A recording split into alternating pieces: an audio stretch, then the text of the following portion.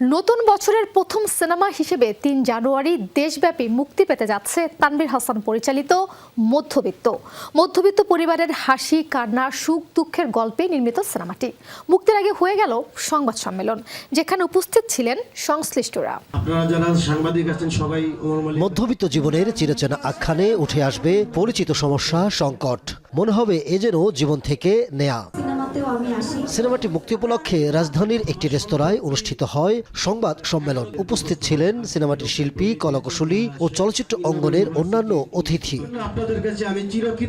সিনে মিডিয়া প্রযোজিত বাস্তবধর্মী গল্পে নির্মিত সিনেমাটিতে বিভিন্ন চরিত্রে অভিনয় করেছেন শিশির সর্দার, এলিনা শাম্মী, ওমর মালিক, মাইশা প্রাপ্তি, প্রয়াত মাসুম আজিজ, রেবেকা রূপ, সমু চৌধুরী, সাবেরি আলম সহ অনেকে। যে ক্যারেক্টারটা ছিল, যে চরিত্রটা ছিল, সেখান থেকে আমার কাউকে ফলো করা লাগেনি, বিকজ গল্পটাই খুবই সাধারণ একটা গল্প এবং অনেক স্ট্রং।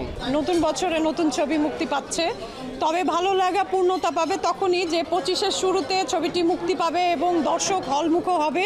আগতরা শুভেচ্ছা জানান সিনেমাটিকে। সিনেমাটা দেখা উচিত, একজন হিরোকে দেখার জন্য হোক, একজন সিনেমার গল্প দেখার জন্য হোক, যে মধ্যবিত্ত একটা নাম।